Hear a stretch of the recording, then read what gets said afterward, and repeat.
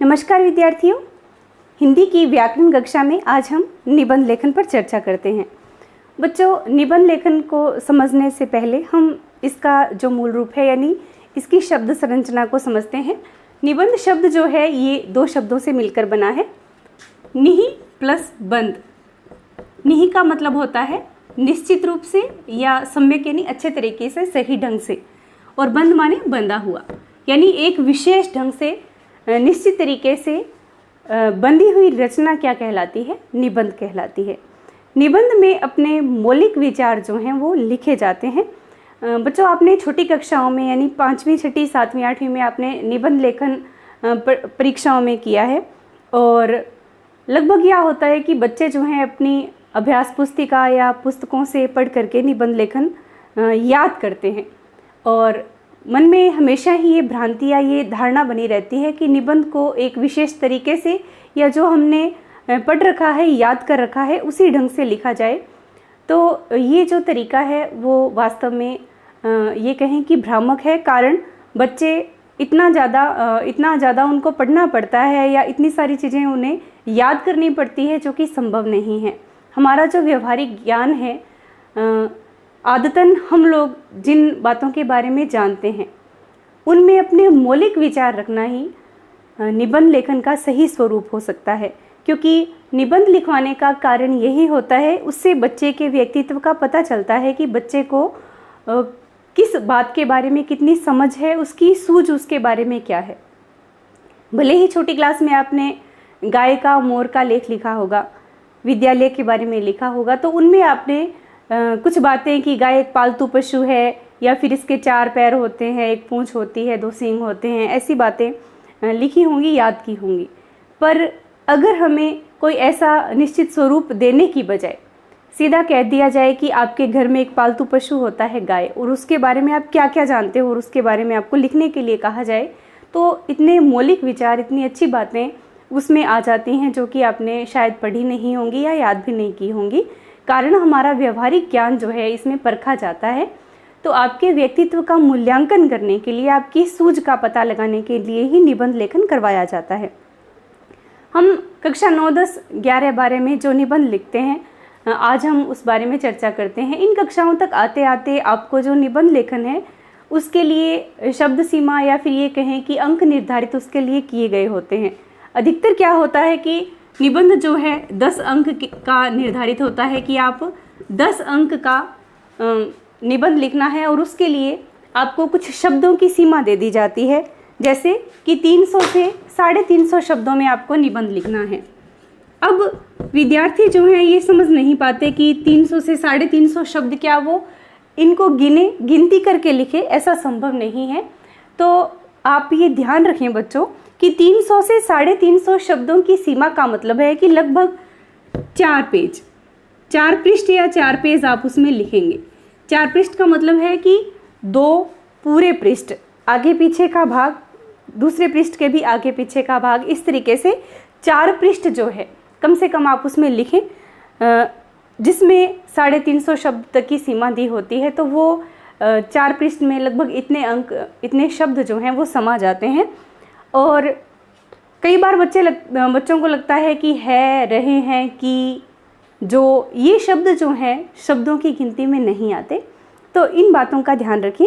मूल बातें हैं या जो आपके मौलिक विचार हैं वो इसमें आने चाहिए। आपको कोई भी विषय वस्तु दी जाए, अधिकतर ये होता है कि 4 या 5 निबंध के टॉपिक्स दिए होते हैं, जैसे पर्यावरण प्रदूषण के बारे में लिखना है या फिर नारी शिक्षा के बारे में लिखना है, बेटी बचाओ बेटी पढ़ाओ, या फिर आतंकवाद की समस्या, भ्रष्टाचार की समस्या। मान लिया ये 5 निबंध के टॉपिक जो है आपके सामने दिए हुए हैं। शब्द सीमा दे रखी है 10 अंक, क्षमा चाहूँगी, शब्द सीमा दे रखी है 300 से 350 और अंक जो हैं 10 निर्धारित हैं। अब उसके लिए आपको ये बात दिमाग में रखनी है कि आप लगभग 4 पृष्ठ से अधिक कभी भी निबंध लेखन इसके लिए नहीं करें। इससे ज़्यादा अगर शब्द सीमा हो जाती है, यानी इससे बड़ा निबंध अगर आप लिखते हैं, भले ही आपको बहुत ज़्यादा उसके बारे में याद हो, पर ये अत्यधिक विस्तृत हो जाएगा और आपकी और जो महत्वपूर्ण बातें या प्रश्न हैं वो छूट जाएंगे। बच्चों एक बात हमेशा दिमाग में रखें कि निबंध लेखन आप पूरा प्रश्न पत्र हल करने के बाद ही किया करें। कारण ये है कि इसमें हमारे मौलिक विचार लिखने होते हैं, खुद की जो धारणाएं हैं, हमें किस बात के बारे में कितनी समझ है उसको लिखना है, तो उसको सोचने के लिए हमें समय चाहिए। तो निबंध लेखन आप अंत में किया करें। बाकी जो प्रश्न पत्र आपको जितने आते हैं, जितना प्रश्न पत्र आप पहले कर सकते हैं उसको आप पहले करें और अंत में आप क्या करें, अपना निबंध लेखन है उसको किया करें। दूसरी बात ये होती है कि कई बार इसमें शीर्षक और उपशीर्षक जो है दिए होते हैं। कई बार निबंध लेखन में यानी अलग अलग राज्यों के जो पैटर्न हैं, तरीके हैं प्रश्न पत्र के, वो अलग अलग हुआ करते हैं। जैसे CBSE पैटर्न में कुछ मुख्य शीर्षक दे दिए जाते हैं, उसके बाद आपको उसमें नंबरिंग नहीं करनी होती, यानी 1 2 3 4 इस तरह से नहीं तो संख्या लिखनी होती है और न ही उसमें आपको उपशीर्षक आदि डालने होते हैं, क्योंकि उसमें पहले से ही शीर्षक और उपशीर्षक यानी हेडिंग सब हेडिंग को डिवाइड किया हुआ होता है, तो वहाँ आपको हेडिंग्स बनाने की आवश्यकता नहीं होती। हमारे यहाँ का जो पैटर्न है कि कई बार उसमें प्रश्न पत्र के अंदर हेडिंग्स दी हुई होती है, तब तो बहुत सरल हो जाता है बच्चे को निबंध लेखन करना, पर कई बार इसमें हेडिंग्स नहीं दी होती। उस स्थिति में विद्यार्थी को क्या करना है कि ज़्यादा मानसिक दबाव महसूस न करते हुए वो इस बात को ध्यान में रखे कि उसे कम से कम 3 जो है मुख्य बातें हैं, 3 हेडिंग जो है दिमाग में रखनी है। वो कौन कौन सी है उन पर हम चर्चा करेंगे। कुछ सामान्य बातें और कि कारण इसमें अभी हमने पहले भी मैं आपको इसमें बता चुकी हूँ कि आपका व्यक्तित्व इसमें झलकता है, आपके मौलिक विचार इसमें झलकते हैं। तो आप कभी भी ये ना करें कि किसी भी निबंध का रट्टा लगाना जिसे कहते हैं या उसको बार बार पढ़ के याद कर लेना, तो ये उचित तरीका नहीं है। कारण कि जो गाइड्स हैं या आपकी पुस्तकें हैं या फिर व्याकरण की जो अलग से पुस्तकें लगती हैं, तो उसके अंदर आपको जो निबंध लेखन दिया होता है उसमें लेखक के मौलिक विचार होते हैं या बहुत ही अलंकृत जिसे कहें कि गूढ़ भाषा जो है उसमें दी होती है। ऐसा बिल्कुल ही नहीं है कि आप अगर बहुत ही गूढ़ गहन या फिर ये कहें कि क्लिष्ट या कठिन शब्दों का प्रयोग करते हैं तो निबंध अच्छा माना जाता है, ऐसा नहीं है। भले ही निबंध बिल्कुल सरल शब्दों में लिखा जाए, परंतु आपके जो मौलिक विचार हैं उसमें समावेशित हो जाने चाहिए, आपके मन के जो भाव हैं वो उसमें आ जाने चाहिए। दूसरी बात की जो त्रुटियां हैं, गलतियां हैं, वो हम कम से कम उसमें करें, गलतियों से बचने की हमारी कोशिश रहनी चाहिए। भाषा जो है वो शुद्ध हो और साथ ही साथ शब्दों की, अक्षरों की जो बनावट है वो भी क्या होनी चाहिए, साफ सुथरी होनी चाहिए। अब जो सब हेडिंग या हेडिंग्स आपको बनानी है उसमें मुख्य जो 3 हेडिंग आवश्यक रूप से इसमें होनी चाहिए वो क्या है। सबसे पहले बात आती है इसमें भूमिका की। बच्चों भूमिका या प्रस्तावना भी इसको कहा जाता है, आमुख भी इसको हम कह सकते हैं। ये जैसे गीत का मुखड़ा बहुत प्रभावी हुआ करता है, गीत की प्रारंभिक पंक्तियां जैसे प्रभावित करने वाली होती हैं, वैसे ही निबंध की जो प्रस्तावना, भूमिका या आमुख जिसको कहते हैं वो भी बहुत क्या होना चाहिए, प्रभावी होना चाहिए। कारण ये है कि निबंध की जो मुख्य बातें हैं या निबंध जिसके बारे में हम लिखना चाह रहे हैं उसके बारे में हमारी सोच क्या है या वास्तव में वो शिक्षण बिंदु है क्या, उसके बारे में हम प्रस्तावना में, भूमिका या ये कहें कि आमुख भी इसको कह सकते हैं, इसमें ये बातें स्पष्ट हो जानी चाहिए। जैसे निबंध मान लिया आ जाता है, नारी शिक्षा आ जाता है, तो समाज जैसे हमारा समाज जो है वो मुख्य रूप से इकाई के रूप में बना हुआ है और 2 मुख्य इकाइयाँ कौन सी है, नर और नारी जिसे हम कहते हैं वो है, और इसी से पूरे समाज का निर्माण होता है। नर और नारी दोनों ही समान महत्व रखते हैं, एक के बिना दूसरा अधूरा है और नारी का समाज में बहुत ही महत्वपूर्ण स्थान माना गया है। जैसे पंक्तियाँ भी इसके अंदर कुछ महापुरुषों की सूक्तियाँ, कुछ पंक्तियाँ को, कुछ दोहे या किसी काव्य की सुंदर पंक्तियाँ भी आप चाहें तो इसके अंदर प्रस्तुत कर सकते हैं। और प्रस्तावना या आमुख या ये कहें भूमिका का प्रारंभ भी अगर हम चाहें तो इस तरह की पंक्तियों या उक्तियों से, सूक्तियों से हम कर सकते हैं। जैसे यत्र नार्यस्, आपने सुना होगा, यत्र नार्यस्तु पूज्यन्ते, रमन्ते तत्र देवता। तो अगर आप संस्कृत में इस तरीके से नहीं लिख पाते हैं तो आप हिंदी में लिख सकते हैं कि जहाँ नारियों की पूजा होती है वहाँ क्या है, देवता निवास करते हैं। रमन्ते तत्र देवता। तो ये हमने पढ़ा है कि जहाँ नारियों की पूजा होती है वहाँ देवता रमण करते हैं, वहाँ देवताओं का निवास होता है। इस बात को हिंदी भाषा में जैसे जहाँ नारियों को पूजा जाता है, नारियों को सम्मान मिलता है, वहीं देवताओं का निवास होता है। या नारी तुम केवल श्रद्धा हो, विश्वास रजतनग पगतल में, पीयूष स्रोत सी बहा करो, जीवन के सुंदर समतल में। ऐसे ही अबला जीवन हाय तुम्हारी यही कहानी। तो इस तरह की कोई भी पंक्तियाँ जो नारी से संबंधित हैं उसको हम प्रारंभ में लिख करके हम भूमिका या प्रस्तावना लिख सकते हैं। इससे जो भूमिका या प्रस्तावना है बहुत ही आकर्षक बन जाती है और पढ़ने वाला जो है वो बहुत प्रभावित होता है कि वास्तव में बच्चे की जो है विषय पर पकड़ है और जानकारी बच्चा रखता है। उसके बाद प्रस्तावना में मुख्य बातें रखने के बाद हम उसके अन्य जो सब टॉपिक्स या ये कहें कि उपशीर्षक हैं उन पर अपने विचार लिख सकते हैं और इन शीर्षकों का निर्माण हम स्वयं कर सकते हैं। जैसे पहले भूमिका या प्रस्तावना आई, उसके बाद विषय वस्तु और अंत में प्रस्तावना। ये तीन मुख्य हमने बात की थी कि शीर्षक होने बहुत ज़रूरी है। दूसरे में हम विषय वस्तु लिखते हैं। विषय वस्तु के अंदर बहुत सारी बातें आ जाती हैं और वो क्या है हम उन पर चर्चा करेंगे। पर पहले बात करें कि विषय वस्तु के अंदर जो निबंध हम लिख रहे हैं, जैसे नारी शिक्षा या नारी सशक्तिकरण पर लिख रहे हैं, तो नारी सशक्तिकरण का अर्थ, नारी सशक्तिकरण या नारी शिक्षा का अर्थ हम लिखेंगे। उसके बाद नारी शिक्षा का महत्व क्या है, उसके लाभ क्या हैं, ठीक है। नारी शिक्षा या नारी की अशिक्षा से होने वाली हानियाँ क्या हैं, ठीक। नारी शिक्षा से समाज पर प्रभाव क्या पड़ता है, ये इसमें विषय वस्तु के अंदर आ जाएगा। ये इसके सब हेडिंग्स या ये कहें कि उपशीर्षक इसके हो सकते हैं विषय वस्तु के। ये मुख्य हेडिंग है, मुख्य शीर्षक है विषय वस्तु जो है। और तीसरा जैसे हमने बात की थी उपसंहार। उपसंहार को सार भी कहा जाता है, निष्कर्ष भी कह देते हैं। यानी पूरा जो हमने निबंध पढ़ा या पूरी जो हमने बात की है तो उसका सार क्या निकलता है, निष्कर्ष क्या निकलता है, वो हम इसके अंदर चर्चा किया करते हैं उपसंहार के अंदर। तो ये मुख्य तीन बिंदु जो हैं ये निबंध के अंदर होने आवश्यक हैं।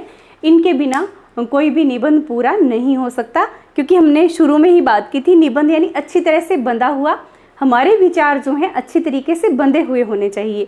कारण ये नहीं है कि हम सबसे पहले विषय वस्तु लिख दें कि नारी शिक्षा का ये अर्थ होता है या नारी का पढ़ा लिखा होना क्यों आवश्यक है। ये बातें हम शुरू में अगर बिल्कुल प्रारंभ में अगर लिख देंगे तो उससे निबंध जो है वो आकर्षक नहीं रह पाता। इसलिए उसको व्यवस्थित ढंग से कि सबसे पहले नारी का स्थान या नारी की स्थिति क्या है उन बातों पर चर्चा करके, समाज में नारी का स्थान क्या है उन बातों पर चर्चा हम प्रस्तावना में करेंगे। फिर नारी शिक्षा क्यों जरूरी है, उसका प्रभाव क्या है, उसके लाभ क्या हैं, नारी शिक्षा के अभाव में समाज में क्या हानियां हैं, या नारी अगर पढ़ी लिखी न हो तो समाज को क्या नुकसान होते हैं, उन बातों पर हम विषय वस्तु में चर्चा करेंगे। और उपसंहार में कि हमने इस निबंध में ये जाना कि एक पढ़ी लिखी नारी जो है समाज के लिए वरदान हुआ करती है, वो अपनी संतति को भी अच्छे गुणों से क्या करती है, सुसंस्कृत या सुसभ्य बनाती है। इस तरह की जो बातें हैं, पंक्तियां हैं, हम इसमें लिख सकते हैं। और बच्चों आप अगर चाहें तो अपनी तरफ से कुछ पंक्तियां यानी काव्य रूप में पंक्तियां भी आप लिख सकते हैं। कोई दोहा है तो आप उसको यहाँ लिख सकते हैं, किसी महापुरुष की उक्ति है, ठीक है। जैसे कई बार मान लिया हमने विज्ञान के लाभ और हानियाँ अगर हम निबंध लिख रहे हैं तो जय जवान जय किसान जय विज्ञान, इस तरह के जो नारे हैं उसको भी हम लिख सकते हैं। आप महात्मा गांधी पर लिख रहे हैं तो उनके नारे हैं जैसे करो या मरो, अहिंसा से संबंधित उनके जो नारे हैं, या फिर आप आज़ाद चंद्रशेखर आज़ाद पर लिख रहे हैं, सुभाष चंद्र बोस पर लिख रहे हैं, या फिर ये बात करें कि हम आधुनिक युग में कंप्यूटर क्रांति से संबंधित अगर लिख रहे हैं तो उनसे संबंधित कुछ विचार जो आपके हैं, स्वयं के विचार भी आप उसमें समावेशित कर सकते हैं, कुछ पंक्तियों के रूप में, काव्य पंक्तियों के रूप में, दोहे आदि के रूप में। तो ये निबंध से संबंधित कुछ मुख्य बातें थी। हमने चर्चा की कि आप अच्छे व्यक्तित्व का परिचय देने के लिए इसमें मौलिक विचारों को जरूर समावेशित करें। कभी भी कहीं से पढ़ी हुई या रटी हुई पंक्तियों या शब्दों को निबंध में लिखने की कोशिश न करें। आपने जिन बातों को या जिन घटनाओं के बारे में, जिन विषय वस्तुओं के बारे में सुन रखा है, कोशिश ये करें कि आपके सामने 4 या 5 जो निबंध दिए हुए हैं, पहले ये देखें कि उसमें से कौन सा ऐसा टॉपिक है, शिक्षण बिंदु है, जिसके बारे में आप स्वयं के विचार लिख सकते हैं। यानी खुद की बातें, खुद आप उसके बारे में क्या सोच रखते हैं, क्या आपके अनुभव हैं। जितना ज़्यादा आप उसके बारे में स्वयं जानते हैं, उसको आप उतना ही बढ़िया ढंग से प्रस्तुत कर पाते हैं। तो इस तरह की विषय वस्तु को आप लिखने की कोशिश किया करें। इसके अलावा विद्यार्थियों, ये ध्यान रखें इसको लिखने में कि जो उपसंहार है, विषय वस्तु है, हेडिंग्स इसकी जितनी भी हैं, यानी भूमिका, प्रस्तावना आदि है, इनको हाईलाइट यानी रेखांकित करना न भूलें। ठीक है, इनके नीचे यानी अंडरलाइन करना या इनको रेखांकित करना न भूलें। और अगर निष्कर्ष के अंत में, यानी निष्कर्ष के जहां आप उपसंहार को ख़त्म करते हैं, निबंध को ख़त्म करते हैं, तो उसके अंत में अगर आप कोई इस तरह की प्रभावशाली पंक्तियां लिखते हैं तो वास्तव में वो आपके निबंध को बहुत ही आकर्षक और रुचिकर बनाती हैं। तो इस तरीके से बच्चों, निबंध लेखन के लिए कभी भी भय अपने मन में न रखें कि कैसे इसको हम याद करें, कैसे इसको लिखें। एक छोटा सा उदाहरण मैं देती हूँ, अपने छोटे से निबंध पर एक चर्चा करते हैं। पर्यावरण प्रदूषण, यानी छोटी क्लासों से लेकर के बड़ी क्लासों तक, 11वीं 12वीं तक ये निबंध जो है आपको लिखने के लिए आ जाया करता है। जैसे पर्यावरण संरक्षण आ गया या पर्यावरण प्रदूषण के कारण ही मान लिया हम आ जाता है निबंध आपके, तो सबसे पहले भूमिका या प्रस्तावना में हम लिखेंगे कि पर्यावरण क्या है। तो क्या लिखेंगे? परि प्लस आवरण से ये शब्द बना है पर्यावरण। परि प्लस आवरण यानी चारों तरफ का वातावरण। हम चारों ओर प्रकृति से घिरे हुए हैं, पेड़ पौधे, पशु पक्षी, जीव जंतुओं से घिरे हुए हैं। इन सबको ही हम क्या कहते हैं? पर्यावरण कहते हैं। और इसके बिना मानव जीवन संभव नहीं है। मनुष्य इन पेड़ पौधों से ऑक्सीजन लेता है, श्वसन क्रिया उसकी होती है, प्रकृति में उपलब्ध पानी आदि है, इनसे वो अपना जीवन या पोषण करता है। तो ये पर्यावरण ही उसके जीने का आधार है। ये इसकी भूमिका या प्रस्तावना में हम लिखेंगे। इसके बाद पर्यावरण प्रदूषण का अर्थ लिखेंगे। जैसे पर्यावरण प्रदूषण अगर आया है तो पर्यावरण प्रदूषण का अर्थ क्या है? तो प्रदूषण शब्द जो है दूषण शब्द है, दूषित होने से बना है, यानी किसी भी ये कहें कि विषय वस्तु का या किसी भी विषय का रूप बिगड़ जाना ही दूषण कहलाया करता है। तो प्रकृति का स्वरूप जो बिगड़ता जा रहा है या पर्यावरण का जो स्वरूप बिगड़ता जा रहा है, इसे ही हम पर्यावरण प्रदूषण कहते हैं। चारों ओर के वातावरण में, यानी हवा में, पानी में, मिट्टी में, इन सब चीज़ों में जो अनावश्यक तत्व जो है समावेशित होते जा रहे हैं, उससे हमारा पर्यावरण क्या है? प्रदूषित होता जा रहा है। उसके बाद पर्यावरण प्रदूषण के प्रकार कौन कौन से हैं? जैसे जल प्रदूषण है, वायु प्रदूषण है, ध्वनि प्रदूषण है, भूमि प्रदूषण है। जिनके बारे में आप जानते हैं वो प्रकार आप इसमें लिखें। फिर पर्यावरण प्रदूषण के कारण क्या क्या हैं? जैसे जल प्रदूषण किन कारणों से होता है, ध्वनि प्रदूषण के क्या कारण हैं, भूमि प्रदूषण के, वायु प्रदूषण के कारण क्या हैं। फिर इनको रोकने के उपाय, जैसे जल प्रदूषण को रोकने के लिए हमें क्या है? पानी में कचरा या औद्योगिक इकाइयों के अपशिष्ट आदि नहीं डालने चाहिए। पशुओं को जो है पानी में, बहते पानी में नहीं नहलाना चाहिए, कचरा आदि नहीं डालना चाहिए, कपड़े आदि उनमें नहीं धोने चाहिए। नदी नालों को सुरक्षित रखना चाहिए, साफ सुथरा रखना चाहिए। ऐसे ही वायु प्रदूषण में लिख सकते हैं कि जो चिमनियों आदि से निकलने वाला धुआं है, ये वायु प्रदूषण करता है। वाहनों से निकलने वाला धुआं जो है वो वातावरण को प्रदूषित कर रहा है। तो इस तरह के साधनों को कम से कम इस्तेमाल करें। और धुआं निरोधक यंत्र जो हैं, धूम्र निरोधक यंत्र जो है कारखानों आदि में लगाए जाने चाहिए। ईंधन का क्या है? हम सीमित इस्तेमाल करें। ऐसे ही भूमि प्रदूषण को रोकने के लिए हमें अधिक से अधिक पेड़ पौधे लगाने चाहिए, पेड़ पौधों की कटाई पर रोक लगानी चाहिए। तो ये अनेक प्रकार के जो प्रदूषण को रोकने के उपाय हमने इसमें लिखे। इसके बाद हम इसका उपसंहार या निष्कर्ष या सार जो है वो प्रस्तुत करते हैं। तो इसमें आपको किसी भी तरीके से किसी भी किताब, पुस्तक आदि से रटने की आवश्यकता नहीं है। आप अपने आसपास जिन बातों को देखते हैं, महसूस करते हैं, तो अपने स्वयं के विचार आप इसमें लिख सकते हैं। आशा करती हूँ समझ में आया होगा।